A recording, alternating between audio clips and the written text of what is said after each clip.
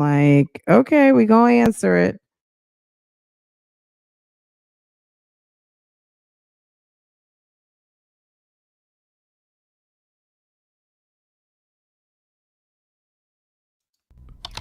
Dear Fran, love your channels, but mostly watch on TV. Is there a way to like the videos? I was like, is somebody trolling me? Is someone really asking me this question? But I'm like, okay, okay, you love the channels. Is there a way you watch on TV? Is there a way to like the videos? Okay, interesting. Maybe some people don't know. But yes, you can like the video on your television. I all you have to do is hit your up arrow and you hit your up arrow and I mean it should be on your screen. If you can advance, stop, start, you can hit your arrow over to the thumbs up and thumbs down. So I would just imagine yes. Let's go to the next question. Dear Fran, had a baby. So this is what we have left. I had to go through and delete all the questions that we've already answered, but this is what we are currently working with. I had a baby 4 months ago, and I'm 60 pounds over from my pre-baby weight. My husband always wants to have sex, but I am never ever in the mood for him sexually. I don't know if this is just a phase or if I am just over him as a whole. Is this normal for a woman to go through this after giving birth? Girl, is that not an odd question? I mean, there's nothing out of the ordinary about not wanting to have sex. I know she took it there. I was like, well, shit. Um, Okay, Erica, she ma'am took it there. Like, ma'am, I'm going to be honest with you. That's a couple of different things rolled into one. Having a baby, you're not necessarily expected to want to get freaky right away. I think just naturally, um, it's your bonding time, it's your healing time, it's a lot of different time. So, not wanting to have sex, but it's been 4 months. You're 60 pounds overweight. You know what to do. I mean, if you watch and you sent a note over here, you saw my jazzy life.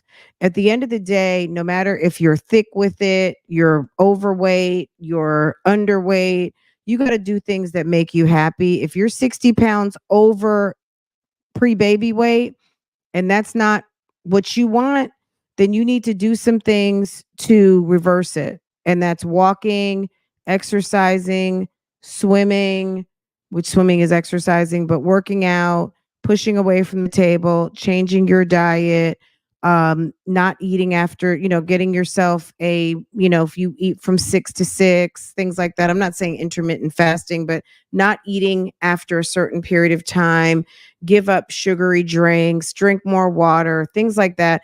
What 2 or 3 changes in your lifestyle can make a tremendous difference, even not even hitting the gym. Okay. Um, so if your weight is a situation for you, clearly it's not a situation for your husband because you said he wants to have sex and you're just not in the mood. Maybe if you're exercising and you feel better about yourself, you might get into the mood. That's one thing. Also, is this a phase? If you're a new mom or you're a tired mom, you need to get some rest. Get some rest, get some sleep. Um, and also just remember, if this is your husband, not to say you should have sex when you don't want to, but let's say saying that, so in the vein that you do want your husband and you are committed to not only him making you happy but you making him happy, then you need to do things that make you in a more relaxed mood to be able to give up the booty. Okay, get a nice bath, get a nice shower, drink, maybe have a glass of wine, have a nice meal, just whatever relaxes you, a candle. I don't know what to tell you. I'm not going to tell you to have to drink alcohol to have to make love to your husband, but at the end of the day, do something that puts you in a relaxed mood that makes you feel like you're ready to handle that business. Okay. And once you maybe get back into handling that bedroom business, you might start to get back into the mood. Now, the fact that you said you don't know if you're over him, sis, I don't know what to tell you. You got a 4-month old, and I would be careful. Maybe you could have some postpartum. I wouldn't just take it as you're not into him. You might need to check your mental. And I would go back to doing some things to help you feel good about yourself, feel good. Because sometimes if you are a worrier or someone who suffers from anxiety, you're going to go from 0 to 60. And all of a sudden, there are some of us out here who create problems for ourselves. And sis, you don't want to be out here a single mother with a 4-month old, 60 pounds overweight, trying to figure out why your man is over there with somebody else. Okay. Don't throw out the baby with the bathwater. Okay. Don't, you know what I mean? Unless you are not in love with this man, don't be silly out here. Okay. Because there are plenty of people out here who are ready and willing to go ahead and handle that business. And you'll be sending your child over to her house. Okay. So don't do that. If he's trying to work with you, he loves you, he's attracted to you, he wants you, and you all of a sudden are not attracted to him, well, that's a whole different story. But if you need some encouragement, I'm giving you some encouragement right now. Don't fuck it up, because you have a good husband who loves you. Maybe you're going through something right now where you're not feeling like you love yourself. Okay. So check yourself, do some things to feel better about yourself, love on yourself, and then also make the effort to reconnect with your husband. And don't use that precious little innocent baby as an excuse to come in between you and your husband. Okay. Don't do that. Okay. Bougie gang, if you have an answer for sis, I want you to comment it down below. Okay. I need for you to comment and give sis some advice, because ma'am is going to find herself by herself, and she might be feeling, and also, yes, very good. On top of bougie gang, call your doctor. You can call your primary care. You can even call your OBGYN, because they hear this stuff all day, every day. And you might be having just a little postpartum. You might just need a little 30-day scription for a pick me up. You might just, your hormones might be off, sis. You might just be tripping. Okay. Do not do that. Okay. Don't do that. Okay. Get a hold of yourself. Okay. Because you just might be overwhelmed. You might be overwhelmed. You got a whole baby to take care of. You might need some ladies liquid V, okay? AKA nice glass of some wine, okay? Nice little glass and a warm bath, and something from the doctor. Go pick up at Walgreens, okay? Okay? I mean, they're there to help you, okay? Um, but I'm just saying, sis, you might be tripping. All right. Do not don't do that. Cause you just think of how you're gonna feel when he's over to that other lady's house and you dropping the baby off. That's not gonna be cute at all. Okay. And girl, you be feeling real bad then.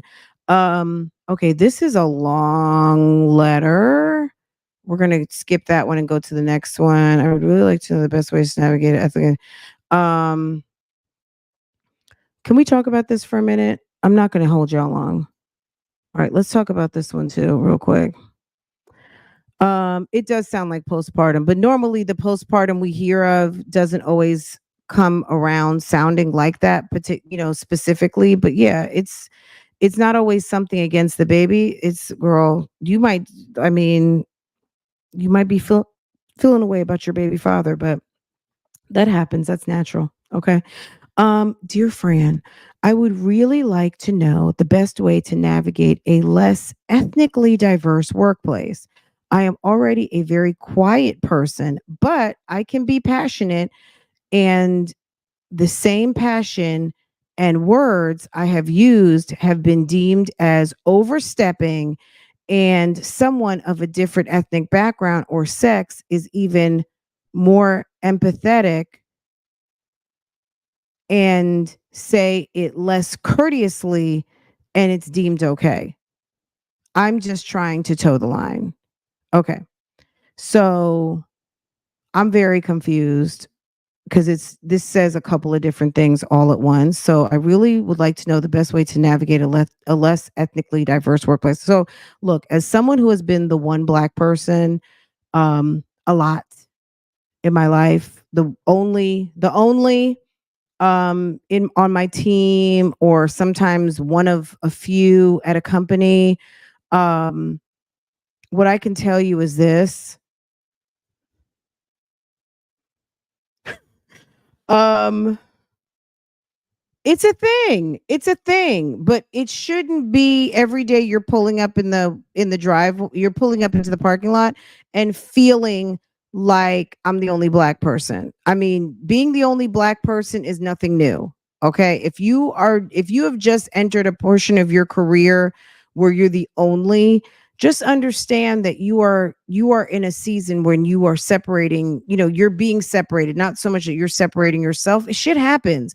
How many women work in science, medicine, research, um, IT, um, different spaces where there just are not a lot of women? There's no women, or there's very few women. There's few women of color. Think about the men who there's like two men in a whole entire elementary school. Okay. So there's a lot of onlys and a few, right? So this is nothing unique, right? So racially or gender, okay? So you got to get over that a little bit, right? I'm already a very so you say you're quiet, but then you get passionate and you say things that throw people off. This is what I'm gonna say. In corporate America, because the way things are right now, ain't nobody asking you to be a jack of all trades. People very much specialize in their areas.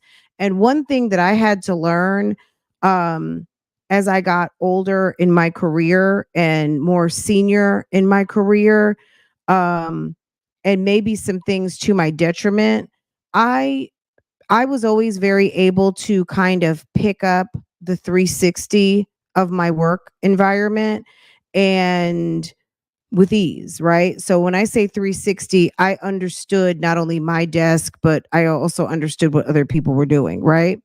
Now, sometimes, I'm not going to even say sometimes, all the time, especially in 2024, sis, you got to mind your damn business. You got to mind your desk, and you have to mind your projects. You being passionate about not your company, not your projects, not your problem, not your team, not your people, is going to have you looking and people saying things to you that you're overstepping. You need to do your job and do it amazingly well, and not be bitter about it. Everybody doesn't want your bit. Do you want someone over at your desk telling you how to do things? So just as you're passionate, just coming to your desk and you being passionate all over you when you're like, could you please go sit your ass down? So just understand, even though you might be helpful and you want to be helpful, and there's nothing wrong with that, you got to read the room. If you're not at Helpful Central Company and they don't want your helpful help, sis, get your work done, be super ahead, and give input when input is asked for, give help when help is asked for. These days, bending over backwards and doing like a workplace pick me is not necessarily the way to get promoted. It's just not. It's not. And it doesn't sound like you're towing the line. It sounds like you're trying to do more, and doing too much can be too much. Someone's saying quiet quit. And it might not, and to your point, that might not be the work environment for you. But you also have to understand that wherever you go, that's where you're going to be. And sometimes just because you have a good grasp of everything that's going on, everybody doesn't want your help. Okay? Everybody, and so you're saying, so what are you saying? I'm hearing they're trying to label her as the typical angry black woman. Um yeah, and don't be that. You know what I'm saying? Like, don't be mad because someone doesn't want your help. Sis, take extra 30 minutes for lunch. Like, go on Amazon like everybody else. Like, sometimes we have to also remember that our work styles don't always fit in with everybody. If sis wants to work real hard and soak in you might be in a work environment, but at 3 o'clock, let me tell you something. I used to work for an agency back in the day. On Friday, when we came back from lunch, our manager used to bring like a couple of bottles of wine. We were sitting there drinking in the afternoon. Okay. Friday, girl, hello, love.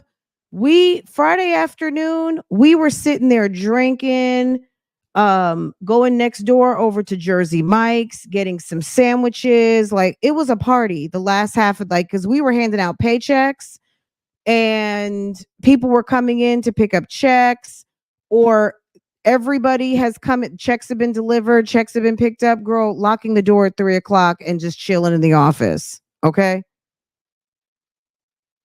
And for some people, they might not like that. You may be in an environment where you want to work, work, work, work, work, and you got people running around on scooters and people on roller skates. You got to read the room, sis. And so what I'm saying is everybody doesn't want your help. Also, you got to relax. You know what I'm saying? This work, your career is a marathon. It's not a sprint. You're not going to get anywhere quick in corporate America. Okay? This is a marathon. It's not a sprint.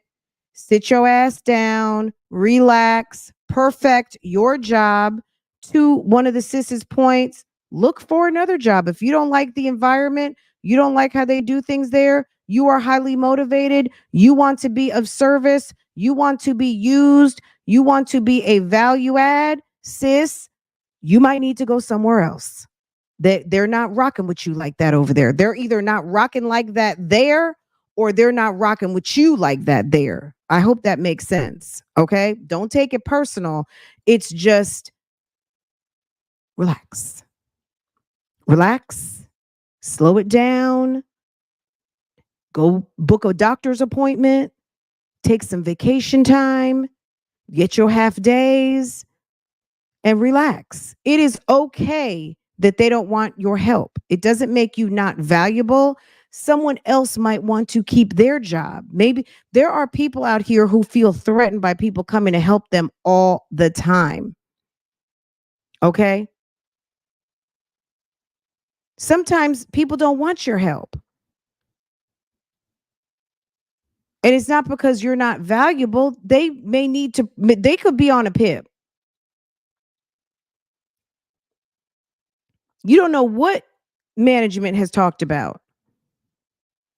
Or, you know what I mean? Like, there's all different kinds of things going on. So you have to just be aware. And sometimes, I don't know if it's so much labeling as angry black female, but sometimes we don't realize some of us are aggressive. Not us as in just black women, but sometimes people have a chip on their shoulder. You know what I'm saying? I've worked with many nationalities of people, and I'm sorry, in the workplace, I have dealt with some aggressive women of many different varieties. Most of my situations have come up with women who have been Caucasian. I mean, and it's not because they're white. I've just had people come for my job, and most of them have been white women. Why? I don't know. I have no idea. I don't know, and it wasn't my problem. It wasn't my problem to solve. But at the end of the day, I had someone who, oh God, I know I told you guys this situation. The woman who got fired when she came back from Disney, sis looked up my salary and everything. So turned out, let me tell you this. She could be listening right now in the bushes. This chick had the vapor so fucking bad. It was awful.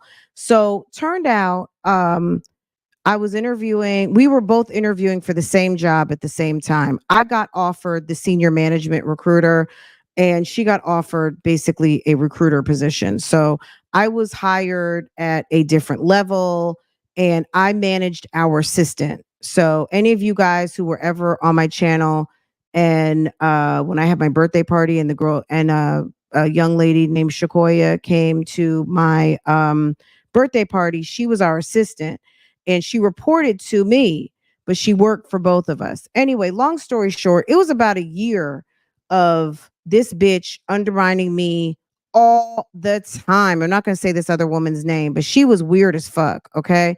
Anyway, long story short, she used to say some things, say some things. It just one day I said, you know what? I'm going to look myself up in PeopleSoft. The last person to look me up in PeopleSoft was this weirdo.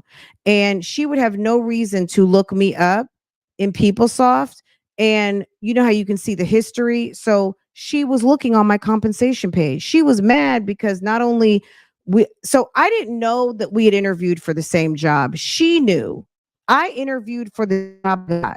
She was offered a downgraded position. Okay. She interviewed for a senior and they offered her a recruiter role. Right. And anyway, long story short, it wasn't just me, it was a couple of other people. And she went on we were probably about 10 months on the job. Anyway, long story short, she had just come back from vacation. And I mean just come back. And my manager was in Bentonville, Arkansas. This is when I worked for Walmart.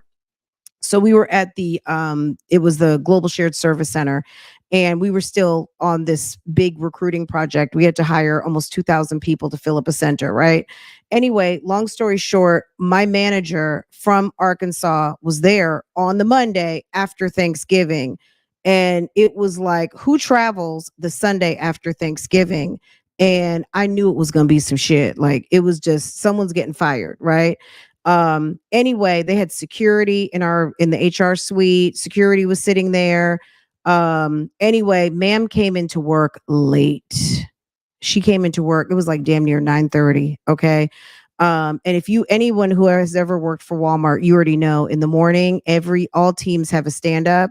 So it's like a circle, and your manager might be like, okay, we're going to do this today. And it's like, okay, you know, go team, right? So it's like a team stand up meeting every day, right? So we had just cleared out from our stand up in the HR suite, and sis comes in and she's got on her Mickey Mouse sweatshirt and stuff. Like, I just came back from vacation. They didn't even let her put her bag down.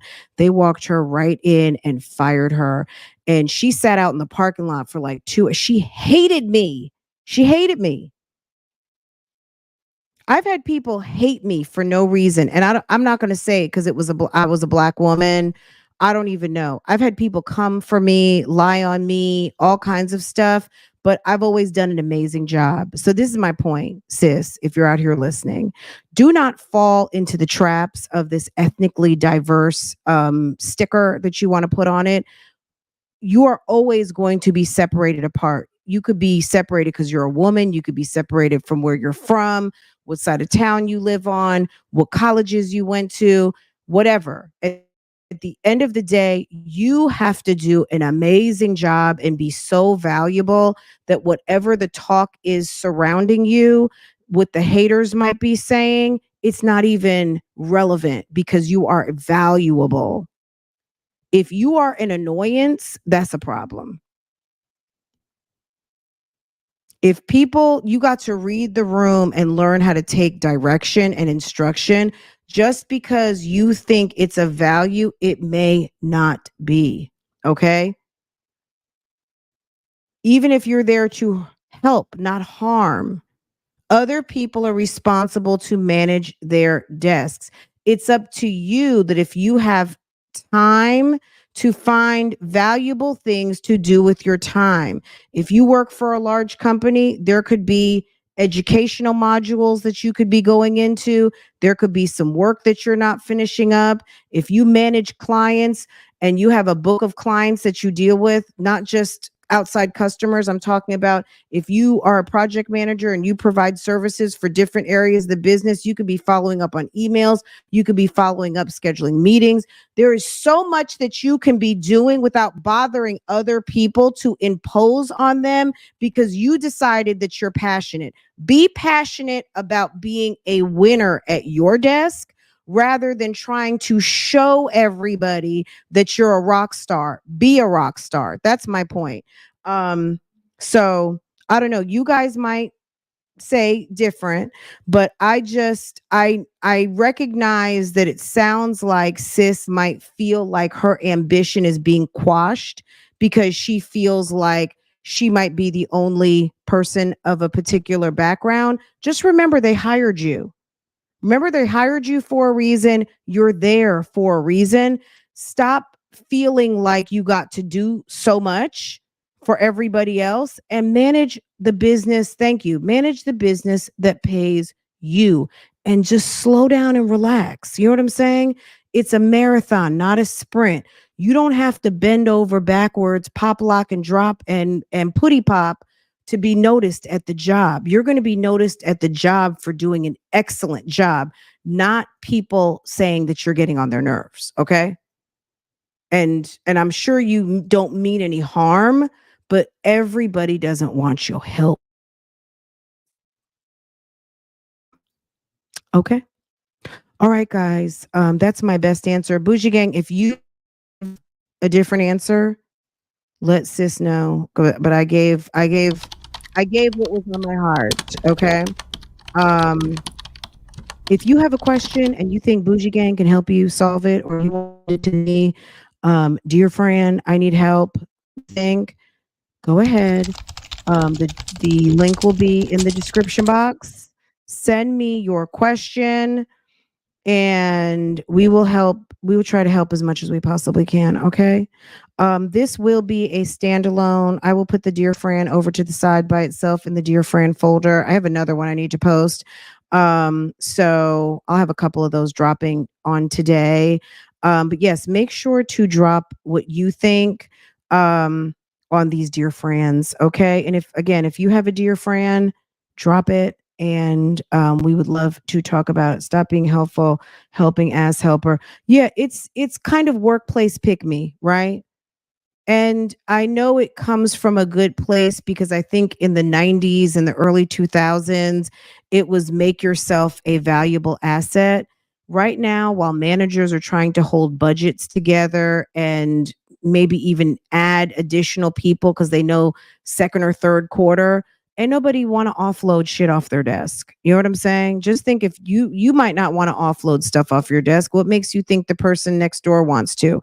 And just because Sally and Susan and Marie um, can do certain things, you may have elevated beyond that, or maybe you're just not there yet. But in any case, what I'm going to say is just relax, don't take it personal.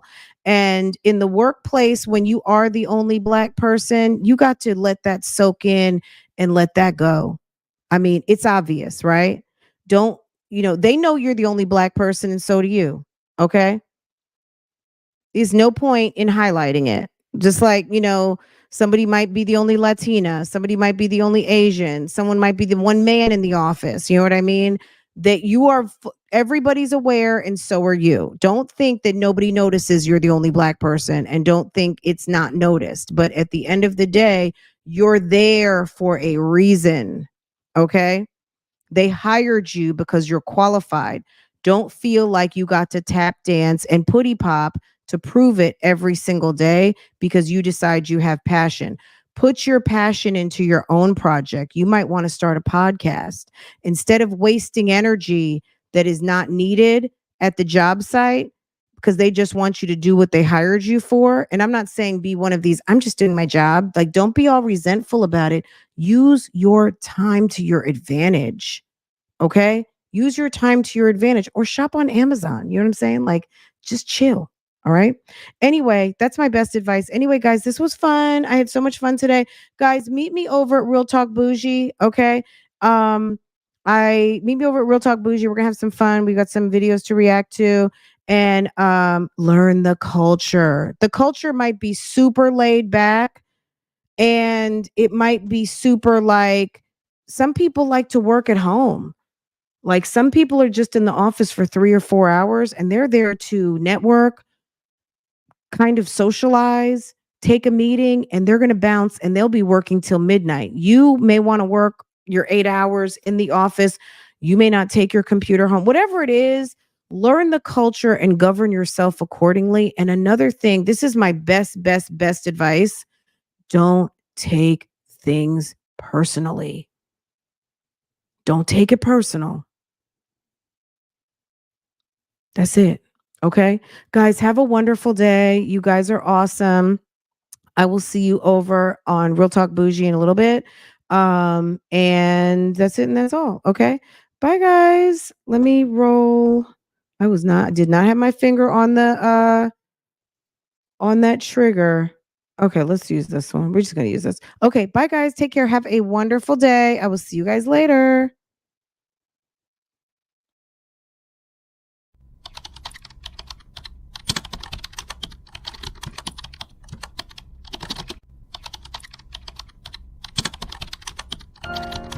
How's it going, Big Dad?